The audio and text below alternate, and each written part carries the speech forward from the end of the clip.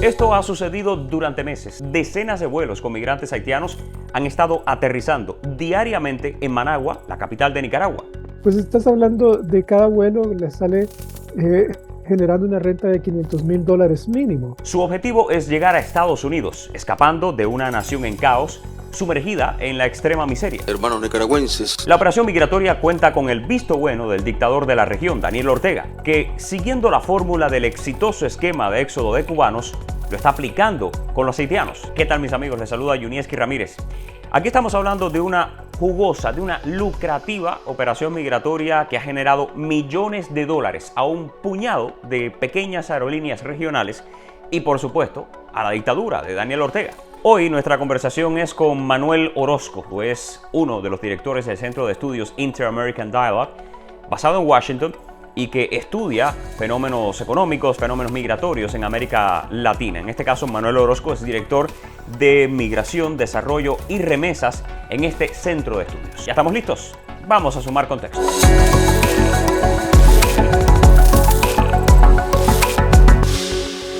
Bueno, hay una tendencia bastante pronunciada de vuelos desde Habana y desde Puerto Príncipe a Managua prácticamente desde principios de este año.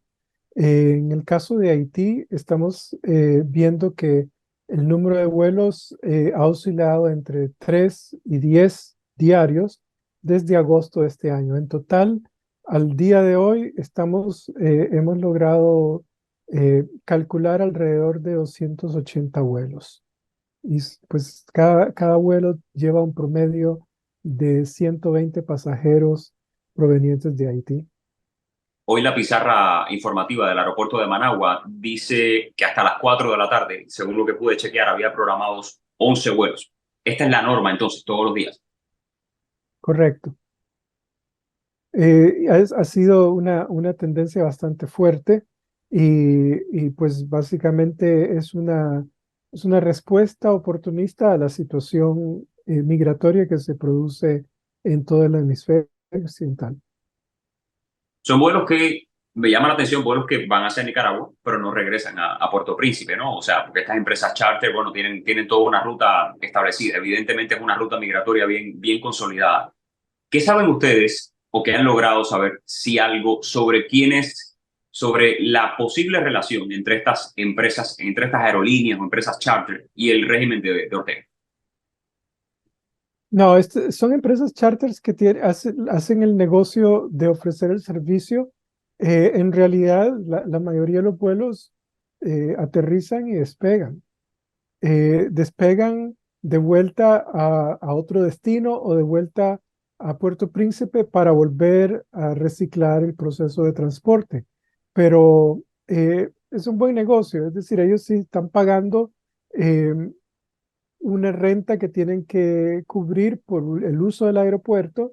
Un avión que aterriza tiene que pagar por la pista, tiene que pagar por el mantenimiento del avión, por el combustible, así como también por el almacenaje temporal cuando están ahí. Entonces, la mayoría de los vuelos tratan de quedarse 2 horas máximo, porque cada minuto tiene un costo. Y en este caso, a pesar del costo que tengan que pagar, es negocio redondo, porque el pasaje promedio anda por los $3,000, y si son 120 personas, pues estás hablando de cada vuelo le sale generando una renta de $500,000 mínimo. Y el pago de alquiler y de todo lo demás es menos de $40,000. Entonces, es un buen negocio que le genera una renta atractiva a cualquier empresa que ofrezca este sistema. Claro, pero viéndolo de esa manera, no cualquier empresa recibe los permisos, así como para aterrizar en Cuba, para aterrizar en La Habana, como para aterrizar en Managua. O sea, hay un proceso de decisión de las autoridades gubernamentales de esos países. Y teniendo en cuenta que este es un negocio tan jugoso, extremadamente jugoso, o sea, es simple presunción pensar que puede haber actores de estas aerolíneas involucrados con el régimen de Ortega. Claro, eh, yo lo pongo al revés. Hay dentro del círculo poder de la estructura de Ortega, hay unos gestores empresariales muy eficientes en conseguir vínculos con empresas extranjeras a bajo riesgo. Y si vos ves el tipo de charter de línea aérea, no es una línea aérea típicamente muy activa en la oferta de servicios charters.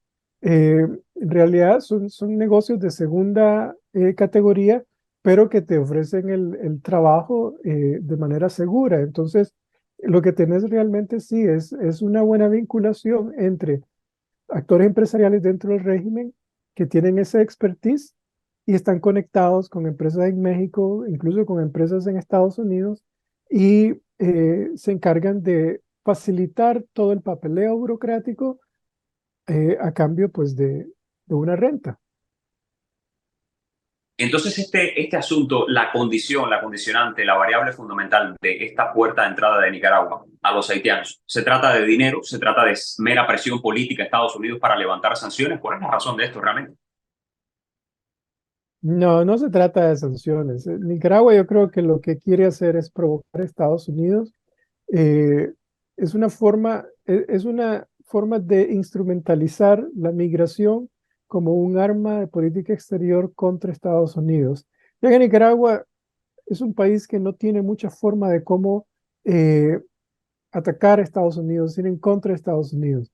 Pero para Daniel Ortega, Nicaragua, Estados Unidos es un enemigo. Lo dice en público, lo ha manifestado de diferentes maneras. Bueno, una forma que lo hizo fue decir que los presos políticos le iba a mandar a Estados Unidos, ya que era el enemigo principal y el gestor de un golpe de Estado.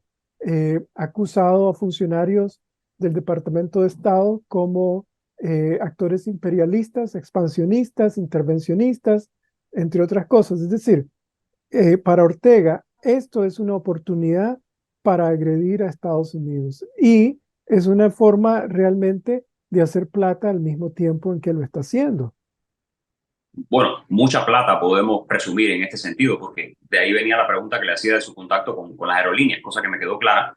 Pero, o sea, tener decenas de miles de migrantes, no solamente haitianos, sino cubanos sobre todo, todos los meses circulando a través de tu país, eso te genera un problema estructural, te genera un problema de seguridad pública, genera mucho dinero en todos los elementos de esta cadena, desde el coyote, desde la institución de los coyotes que es completamente ya notoria en Nicaragua, hospedajes, trasiego de migrantes y el contrato con estas aerolíneas. Entonces, viéndolo de esta forma, si tenemos que poner en una balanza, entonces, según entiendo su perspectiva, sería una cuestión de plata, por un lado, y complicar la situación para Estados Unidos por el otro.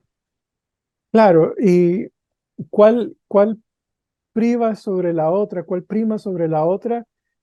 Yo creo que fundamentalmente el oportunismo está subordinado a la intención de caerle encima a Estados Unidos. Porque de alguna manera, si lo vemos de esta forma, este año, eh, de enero a septiembre, son 1 millón de migrantes que intentan llegar a Estados Unidos irregularmente a la frontera. Nicaragua ha facilitado mínimo la pasada de inmigrantes, por lo menos de Haití, Cuba y otras nacionalidades de terceros fuera del continente, de unas 100.000 personas. A ver, si solamente entre agosto, septiembre y octubre fueron más de 30.000 haitianos y fueron 18.000 cubanos, ahí solamente en 3 meses tenés más de 50.000 personas. Entonces, Estados Unidos está siendo atacado mediante la migración con el rol de Nicaragua, toda vez que está facilitando que el 5%, 1,20 migrantes, pasa por Nicaragua. Eso es realmente más que una provocación y obviamente es un negocio. Pero hay que entender que las dos cosas van de la mano por la naturaleza del Estado que es Nicaragua. Nicaragua es un Estado eh, tropicalizado, talibanista tropicalizado, con unas exageraciones totalitarias muy grandes, pero que fundamentalmente en su forma de ser, su razón de Estado, es ser una estructura cleptocrática. Y dentro del contexto cleptocrático es la búsqueda oportunista de fuentes de renta a como se dé lugar. Está haciendo uso de los migrantes, pero pudo haber hecho eso con la droga. No lo hace con el tráfico de cocaína porque ya hay competencia por otros lados, pero no hay competencia en el trasiego de migración. Excelente. El domingo pasado se reunieron representantes de 11 gobiernos, de 11 dictaduras y gobiernos regionales en México con Andrés Manuel López Obrador. Ellos hicieron un pronunciamiento de 13 puntos con mucho eufemismo y mucho lenguaje burocrático. Pero básicamente lo que se lee en ese pronunciamiento es, ok, nosotros estamos de acuerdo con que los países tienen derecho a migrar y nosotros exigimos que se permita a los migrantes pasar a través de estas naciones y se le permite a Estados Unidos y que Estados Unidos permita a estos migrantes llegar. Eso es lo que uno lee a grandes rasgos del pie forzado del que hablaron en Palenque, en México. Ahora, puede cambiar esta reunión, puede cambiar para agravar la situación o para moderar la situación en Nicaragua. Yo creo que de alguna manera le están dando luz verde a Nicaragua con ese comunicado.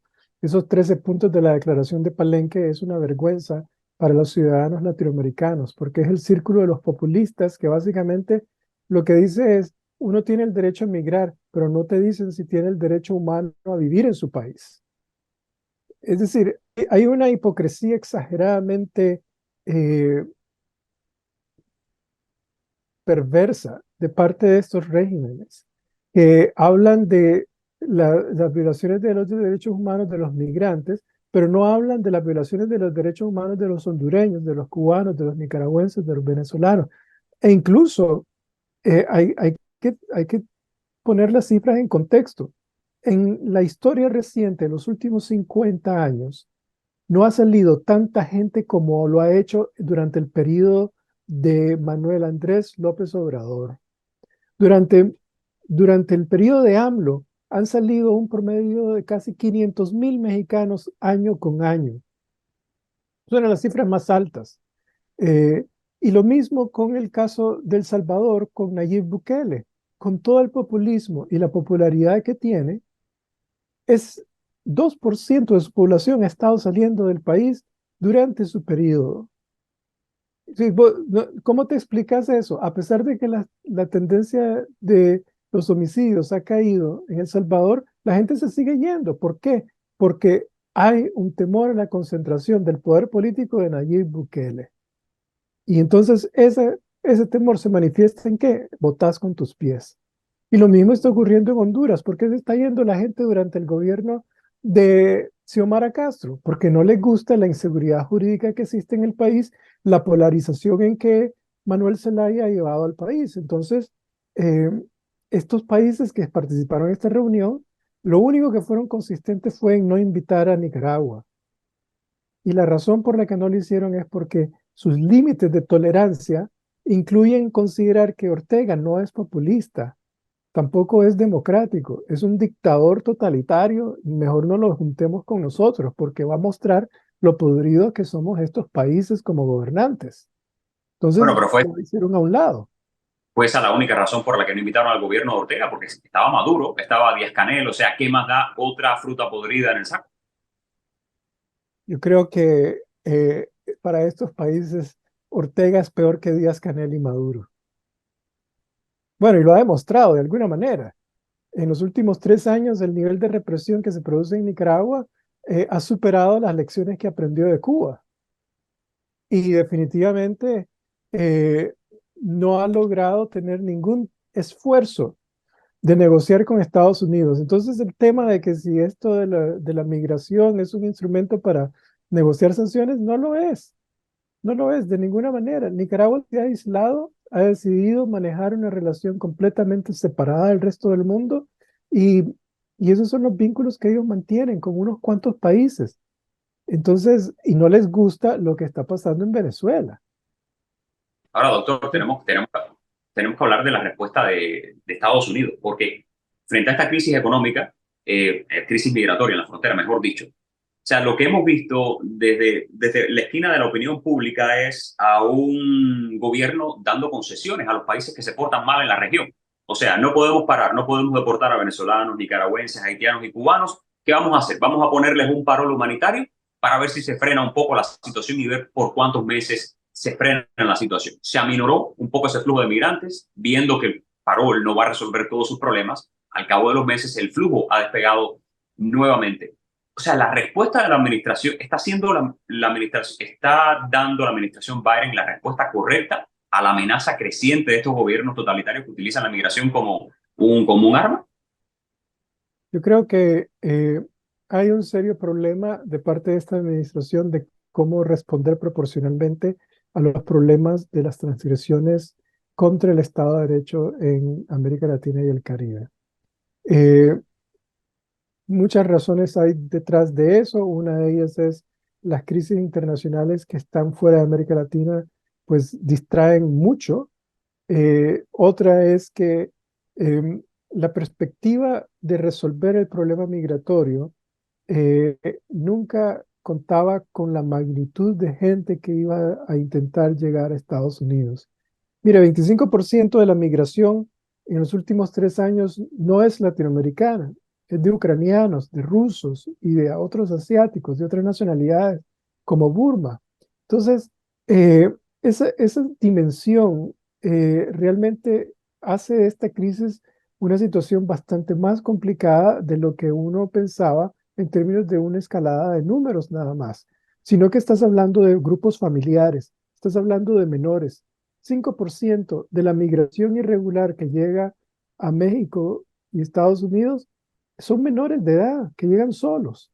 Estás hablando de una multiplicidad de países, de los cuales Haití, Venezuela, Cuba y Nicaragua son uno. Entonces, esta complejidad ha hecho más difícil a esta administración resolver los problemas migratorios y le ha hecho más difícil tener un enfoque global de política exterior. Y ese es realmente el estancamiento en el que se encuentra la administración de cómo responder proporcionalmente con una política que sea acorde con la situación. Vea, solamente el caso de Venezuela es una ilustración de lo complicado que es el asunto. Estados Unidos empezó negociaciones con Venezuela de intercambiar, eliminar sanciones, suspender sanciones, perdón, no eliminar, sino suspenderlas temporalmente a cambio de reformas políticas.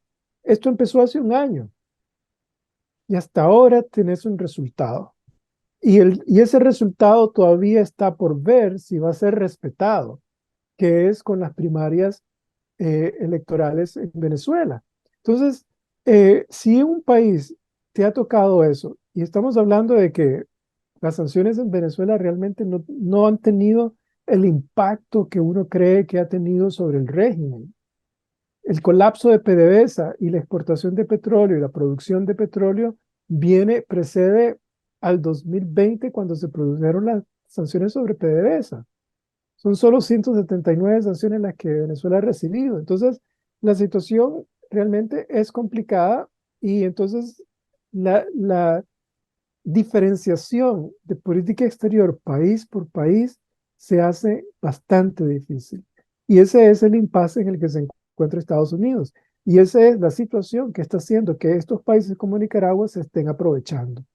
Ahora, la pregunta es cuánto más tiempo va a durar Estados Unidos para responder proporcionalmente. Yo creo que el próximo año va a ser un año crucial porque estamos en un proceso electoral muy grande, muy serio. La posible reelección del presidente Biden frente a un contendiente que se desconoce en este momento, resalta la importancia de tener una agenda de política exterior mucho más proactiva y estratégica, que vaya más allá de la situación de Ucrania, la relación con China o la crisis del Medio Oriente. Entonces, América Latina yo creo que va a jugar un rol importante dentro de la agenda de Estados Unidos. Mi última pregunta, profesor, doctor, usted ha hablado de una respuesta proporcional. O sea, en el escenario ideal y con todas las condiciones creadas, ¿cuál debería ser la respuesta proporcional ideal de Estados Unidos a estos países que han convertido en un arma la migración? Bueno, es que, a ver, estamos, son por lo menos 8 países que son un problema migratorio y un problema de política exterior. Venezuela, Cuba, Nicaragua, El Salvador, Guatemala, Honduras y Haití. 7 países, de los cuales la respuesta diferenciada es importante. Entonces, ¿cuál es la respuesta proporcional? En relación con Nicaragua, vos tenés la ley Renacer, que tiene una serie de medidas, 8 medidas de presión, de las cuales las sanciones es una, el ataque a la desinformación es otra, el ataque contra la corrupción es otra, el rendimiento de cuentas a las instituciones financieras internacionales es otra. En el caso de Venezuela, tenés básicamente las sanciones a mano, y en el caso de los otros países de Centroamérica tenés CAFTA. Una revisión de CAFTA es justa y necesaria porque el capítulo 16 y 17 del Acuerdo de Libre Comercio tiene cláusulas sobre derechos laborales y ambientales que han sido violadas por los estados partes. Entonces, la revisión requiere de que estos países rindan cuentas sobre esa situación de violaciones. Y entonces, ese tipo de respuesta proporcional requiere realmente de un nivel de precisión que tiene que desarrollarse el próximo año. Pero realmente es complejo. En el caso de Haití, lo que necesitas es toda una estrategia de estabilización económica y política a largo plazo. Y la resolución de Naciones Unidas sobre Haití es realmente incompleta, es un paso importante, pero yo creo que los problemas son bastante abrumadores. Sí, indudablemente. Doctor, muchísimas gracias pudiéramos estar hablando sobre esto el día entero, pero gracias por su tiempo, que sé que es bien escaso. Es un placer hablar con usted y espero que podamos hacerlo próximamente otra vez. Ok, saludos. Un abrazo. Amigos, como siempre les digo, muchísimas gracias por haber permanecido hasta el final del video. Espero que esta conversación les haya resultado interesante, como lo ha sido para mí. Es un tema que debemos seguir monitorear muy de cerca durante los próximos meses porque las acciones del gobierno de Nicaragua y de un puñado de gobiernos regionales están transformando definitivamente la geopolítica en el continente y están generando una situación de crisis en la frontera de Estados Unidos y domésticamente, dentro de Estados Unidos. Estaremos muy al tanto de este problema. Les invito a que me sigan en mis redes sociales, en Instagram, en X, en TikTok, en Facebook, por supuesto. Se suscriban a mi canal, si aún no lo han hecho, déjenme sus comentarios, déjenme saber qué piensan sobre este tema. Para mí es súper importante leerles y poder tener esta conversación en este asunto que es tan complejo, tan controversial y tan polémico. Así nos estamos viendo. Seguimos informados y conectados. Junieski Ramírez por acá. Un gran abrazo.